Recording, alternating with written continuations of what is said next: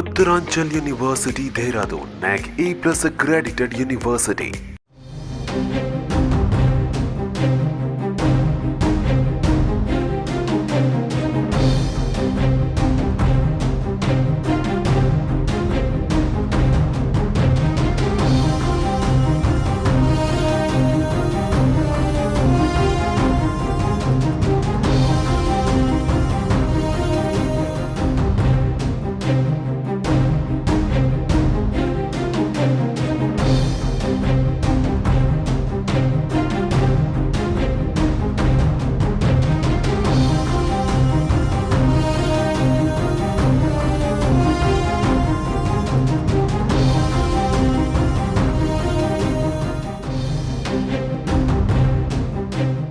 Praja Bhavan bomb బెదిరింపు కేసులో హైదరాబాద్ పోలీసులు పురోగతి సాధించారు. ప్రజాభవన్లో బాంబు పెట్టామని కాసేపట్లో పేలబోతోందని పోలీసులకు ఫోన్ చేశారు. అప్రమత్తమైన పోలీసులు ప్రజాభవన్ను జల్లెడ పట్టారు. అయితే బాంబు లేదని తేల్చారు. ఇక 24 గంటల్లోనే నిందితుడిని అరెస్ట్ చేశారు టాస్క్ ఫోర్స్ పోలీసులు. ఫోన్ చేసిన వ్యక్తిని గుంటూరుకు చెందిన శివరామకృష్ణగా గుర్తించి అదుపులోకి తీసుకున్నారు.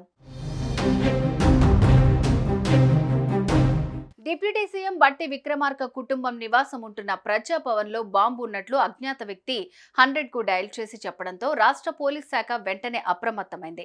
Intelligence security wing, Hyderabad city security wing police అధికారులను రంగంలోకి దింపింది. హుటాహుటిన బాంబ్ డాగ్ స్క్వాడ్ బృందాలు ప్రజాభవన్ కు చేరుకుని అడుగడుగునా తనిఖీలు చేపట్టారు. విషయం తెలుసుకున్న పంచగుట్ట ఏసీపీ మనోహర్ కుమార్ సంఘటన స్థలానికి తన సిబ్బందితో చేరుకుని పరిస్థితిని సమీక్షించారు. ప్రజాభవన్ ఎంట్రన్స్ నుంచి నివాసం లోపల ఉన్న అన్ని గదులను, bedrooms, kitchen, dining hall, visitors halls, ఉప ముఖ్యమంత్రి ఛాంబర్, జిమ్, గార్డెన్ పరిసర ప్రాంతాలను అనువనువున డాగ్ స్క్వాడ్ బృందం పోలీసులు తనిఖీలు చేశారు. అదేవిధంగా బట్టి విక్రమార్క కాన్వాయ్ కుటుంబ సభ్యులు వాడుతున్న వాహనాల్ని పోలీసులు క్షుణ్ణంగా పరిశీలించారు. అనంతరం ఫేక్ కాల్ గా తేలడంతో బాంబ్ స్క్వాడ్, డాగ్ స్క్వాడ్ సిబ్బంది ప్రజాభవన్ నుంచి బయటకొచ్చారు. ప్రజాభవన్లో బాంబు ఉందని అనుమానమున వెతికారు. జల్లెడ పట్టి మరీ వెతికారు. ఎక్కడా కూడా ఏమీ దొరకకపోవడంతో ఫేక్ కాల్ అని పోలీసులు గుర్తించారు. ఇక ఫోన్ వచ్చిన నంబర్ ఆధారంగా ట్రేస్ చేయగా ఆ అగంతకుడు రామకృష్ణగా గుర్తించారు.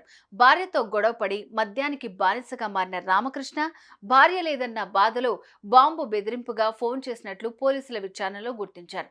ముషీరాబాద్లో ఉంటున్న శివరామకృష్ణను విచారిస్తున్నారు పోలీసులు.